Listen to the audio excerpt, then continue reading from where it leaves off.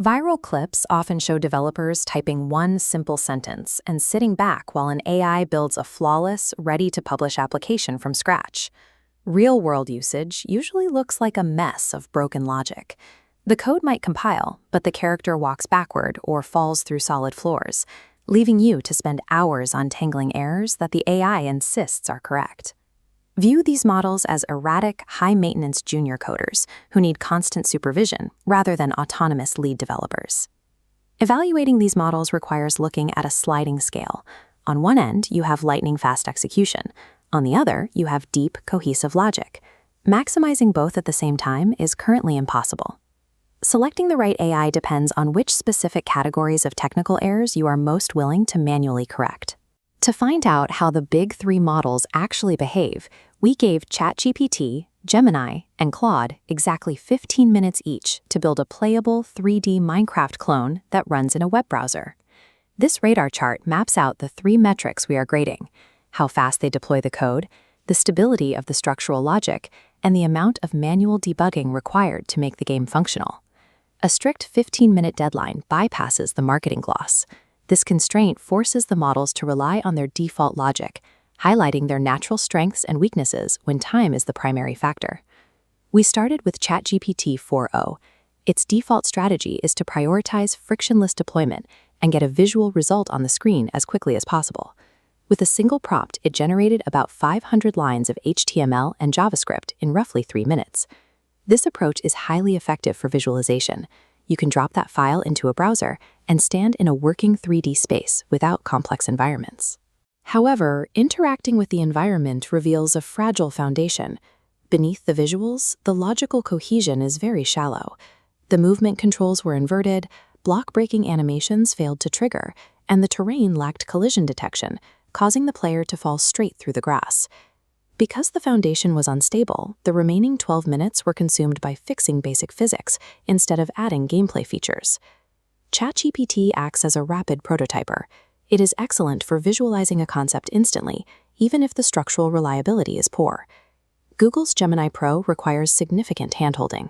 Without strict architectural boundaries provided by the user, the model tends to stumble.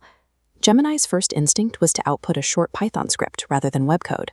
When executed, it immediately crashed and produced severe execution errors. We had to explicitly redirect it to an HTML format. That initial friction wasted several minutes on the clock before we had a functional display.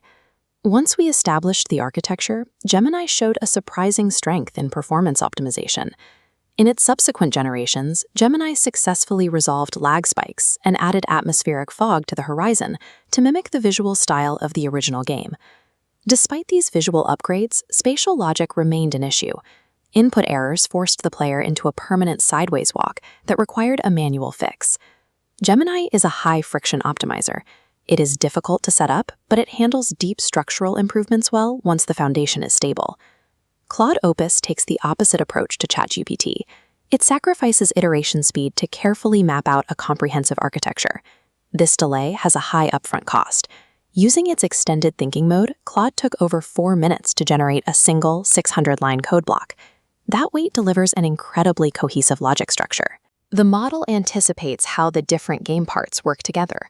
Claude, unprompted, built a functional user interface, distinct textures, and transparent physics for water blocks. It also handled complexity without step-by-step guidance. With 3 minutes left, we requested animals, and Claude successfully wrote the logic for autonomous moving chickens. There were still flaws, such as minor terrain generation gaps, but these were top-level visual bugs rather than deep systemic failures. Claude is a deep architect. Investing extra time up front in a cohesive foundation resulted in a more complete game than rushing a broken prototype. When the 15-minute buzzer sounds, the final playability states show 3 very different philosophies. Our radar chart reveals each model's focus. ChatGPT prioritizes speed, Claude emphasizes cohesion, and Gemini excels at optimization. Time distribution differs completely. ChatGPT provides instant output, but requires extensive logic debugging. Claude makes you wait up front, but lets you immediately build features. Gemini's workflow occupies a middle ground that makes it less efficient for a rapid, generalized browser game test compared to its competitors. No single AI is the best coder. The right choice depends entirely on your personal tolerance for different types of workflow friction. Choosing a subscription comes down to your specific coding goals and proficiency level. For users with zero coding experience, the biggest hurdle is motivation. Seeing immediate visual progress is often the only thing keeping a project moving. If you prioritize instant deployment to stay motivated, ChatGPT is your most effective tool. Users with a moderate grasp of code often need the AI to handle structural logic so they can focus on gameplay. In that scenario, the flowchart points to Claude. Gemini remains a viable option for users already integrated into Python-specific environments or deep integration workflows. Building a product with AI requires hands-on intervention. You will constantly find yourself jumping in to correct logic and manually refine the final product. The modern developer skill is strategic management, specifically choosing the AI model